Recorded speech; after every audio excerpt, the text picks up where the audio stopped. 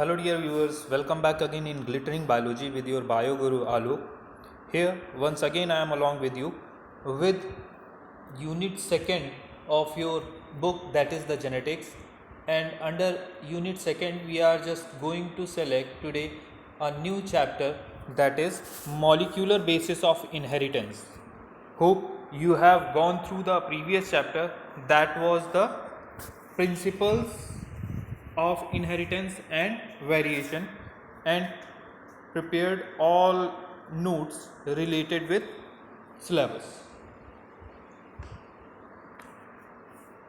Under this chapter, according to the revised syllabus, what we need to study, that is given here, that we need to first study about the search for the genetic material and DNA as genetic material, structure of DNA and RNA, DNA packaging in eukaryotes and prokaryotes, DNA replication, central dogma, transcription, genetic code, translation, gene expression and regulation, Lacoperon, Human Genome Project, and DNA fingerprinting. These are the main content which we need to study under this chapter.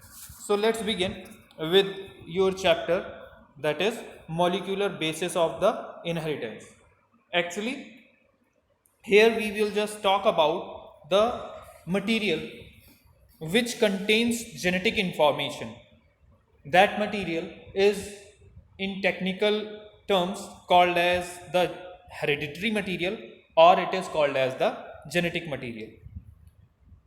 Earlier we are just knowing about two type of genetic material, that is the DNA and the RNA. But out of that, which material is providing the maximum support for the hereditary, as a hereditary material, that we will discuss under this chapter. Genetic material provides information for the formation of all characters of the body in any individual, and it carries information to the subsequent generations also. What are the normal features or important features present in the genetic material that must be present in every living organism or every living cell, at least at some stage of cell cycle? Then it stores and expresses genetic information. Also, amount is fixed in all somatic cells of an individual, and it can duplicate itself, make its similar copies. Genetic material has an ability to undergo mutations and recombinations to produce genetic variations. Here I have kept the first slide of DNA, as it is written about the DNA. It is a polynucleotide.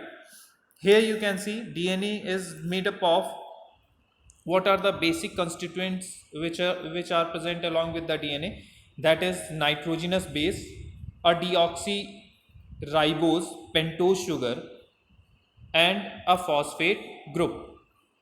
Under the nitrogenous bases, we will just have two more categories, that is the purine and the pyrimidine. In purine, what we will just talk about, that is the adenine and the guanine will be considered over there, and under the pyrimidine there will be the cytosine and thymine. These are the two units we will study.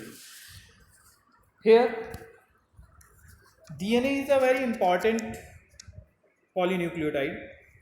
That nitrogenous basis is linked to the pentose sugar through a glycosidic linkage to form a nucleoside. And what we will just study for the support of DNA as a genetic material, We will discuss it later. Phosphate group attached to the 5' OH chain of a nucleoside through the phosphoester linkage, and a nucleotide is formed over there. Two nucleotides are linked through 3' to 5' phosphodiester linkage to form a dinucleotide, and in this manner many nucleotides are linked, forming the polynucleotide, which I was used the term earlier. A polynucleotide has a free sugar at its 5' end and a free phosphate at its 3' end. While we are just going to talk about the DNA, then it is a polymer of the deoxyribonucleotides. Generally, it is the main genetic material in all living organisms except few viruses. It is highly stable molecule and the only molecule that has capability to self replication. Means earlier I told it is the capability to make its own copy. Amount of DNA in a cell is highly constant. Along with histone protein, DNA forms the chromatin material in eukaryotic cells, while this protein is absent in prokaryotes. The amount of chromatin is also fixed for all cell, and it is called as the C value, chromatin value. Chromatin can be distinguished from non-chromatin material by fusion reaction. And why we will consider DNA as a best genetic material? There are few points which must be in your knowledge, that it is, as earlier I told you, it is present in all living cells. Amount of DNA is same in all somatic cells of an individual. Highly stable molecule. DNA can make its own copy by the replication. Has the specific sequence of the nucleotides, means monomeric units are over there, which one is just making a special sequence, and also storing the genetic information. Then in gametes, the amount of the DNA is exactly the half of the parent cell. It is having the capacity to repair itself if damaged.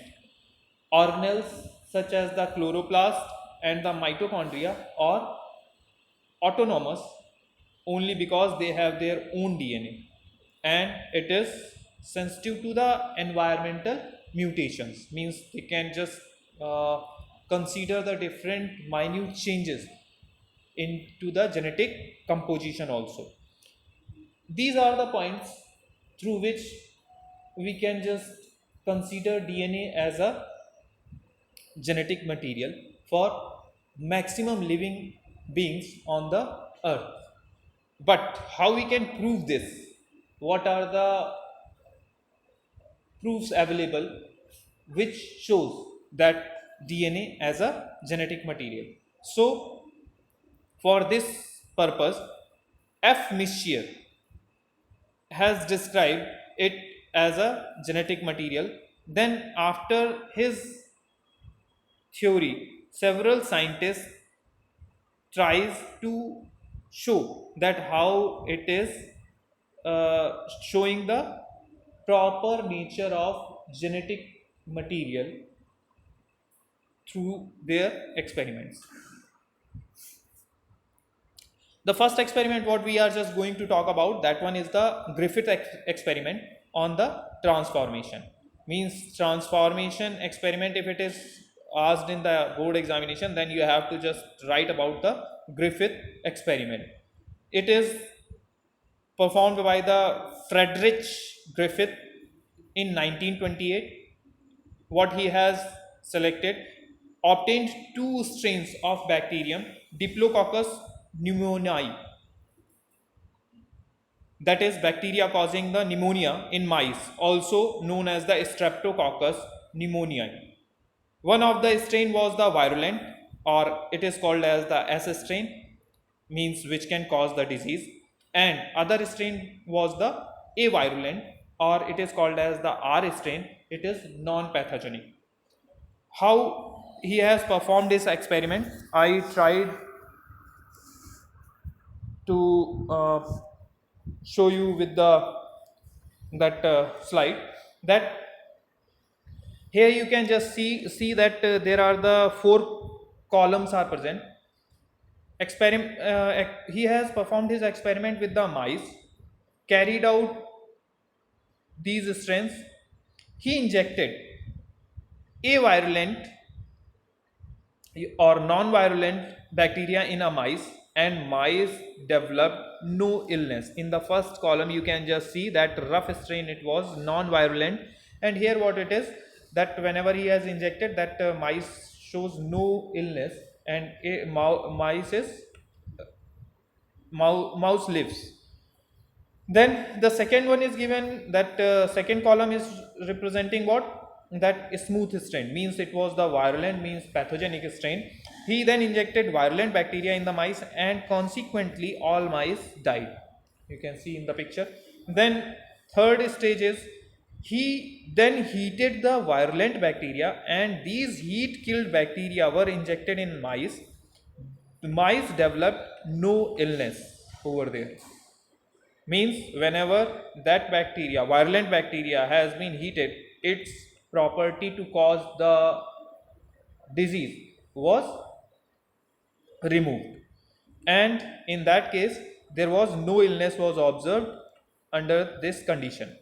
Griffith now tried another concept of his experiment. He mixed the heat killed virulent bacteria with the avirulent bacteria and injected this mixture in mice. You can see in the fourth column, rough strain and heat killed smooth strain. Earlier, as it was discussed, that whenever we are just using the virulent bacteria and heated that one, then it has lost its capacity to cause the illness. But here what was the result? Here the result was surprisingly enough for his ideas. He expected no illness will be caused into the new variant, that was the rough strain and heat killed smooth strain, but surprisingly all mice died. Then what he has performed, he isolated bacteria strains from these died mice, and these strains were containing both virulent and avirulent bacteria. Conclusion, what was there? The heat killed bacteria were still containing some factor, means responsible for the development of the disease, which was not destroyed during the heating. This factor was transferred to the avirulent strain and caused their transformation into virulent stage. This was described as the bacterial transformation or Griffith transformation experiment. The substance responsible for it was called as the transforming principle also. So that is the experiment which was performed by the F. Griffith, who has proved that how the avirulent and virulent, whenever get heated virulent and avirulent strains are mixed, then the disease is going to be caused into the organism and the organism get affected. That later on, Avery, McCarthy and MacLeod also performed his with this experiment, found that the transforming factors in the Griffith experiment was the DNA, and suggested that DNA was containing the information for the virulence, means the pathogenicity. Griffith experiment clearly proves that DNA is the storehouse of genetic information and it acts as a genetic material. So this is the first experiment. Which one is important for you in long answers also? The second experiment was performed by another scientist whose name was Hersey and Chase, and this experiment is having the name transduction experiment. Earlier it was the transformation, and here it is the transduction. What was the concept of Hersey and Chase experiment? he has carried out some experiments with the bacteriophage virus. Bacteriophage, what it is? It is a virus which kills the bacteria. They have a head and a tail. The head contains a protein coat and encloses a DNA molecule. Now, now we will just describe that Hershey and Chase in 1952, how he has performed his experiment to prove that DNA is a genetic material. In 1952, he selected T2 phase, a type of bacteriophage which infects bacteria Escherichia coli. Escherichia coli is a bacteria which one is just found in the human intestine also. It is not harmful, it is beneficial. In further other topics, you will also get its economic importance for the field of biotechnology also. Some phases prepared by using radioactive S35 isotope. Here, sulfur is constituent of the proteins, means outer covering. Therefore, the radioactivity in these phases was restricted up to the outer protein coat only. Later, other phases were prepared with using radioactive phosphorus 32. Phosphorus is a constituent of DNA, thus the radioactive is these phase was restricted to DNA only. Now, what was the aspect? These two varieties of the phase were allowed to infect a E. coli in separate sample. You can just see in the slide that two conditions here, one step by step. That slide is going to explain what I am just saying. 30 minutes after the infection, daughter phase in both samples were produced. You can just see DNA, means bacteriophage, whenever got the insertion of DNA into the bacterial cell, then they start replicating over there. Daughter phases are going to be formed. These daughter phases were tested for radioactivity. Later on we will just take the testing of this one. Here the red color is showing radioactiveness. You can just see there, red color protein coat is in the first segment of this slide and red color of DNA in the second segment. These daughter phases were tested and got what result? That parental phase which contained radioactive sulfur did not transmit radioactivity to the daughter phase, as the genetic material is going to be transformed and it is going to be form the new daughter bacteria. So where the first stage there was no DNA has the radioactivity, so normal DNA is going to be replicate and the normal bacteriophage are just formed over there. But here in the second segment you can just see the phosphorus 32 isotope, where it is just having the same genetic material with the offsprings. Here in the last line you can just see no sulfur detected in the cells. No sulfur was present in the protein coat, so there was no sulfur detected in the supernatant, that is outer coat only present over there. But here what it is, phosphorus detected in the cells, as the DNA was having the radioactive phosphorus, so here phosphorus detected in the E. coli cell. No phosphorus detected into the supernatant, means the outer covering protein was not having any type of that radioactivity along with them. Here the thing is representing what? It indicates that it is a DNA which is responsible for the formation of new offspring, that is its constituents the genetic material. So that two experiments are sufficient enough to provide you the information related with the transformation experiment, how the DNA is having the ability to the transform itself, and later on with the Hershey and Chase experiment you got the transduction, how they are just doing the transduction. After this there is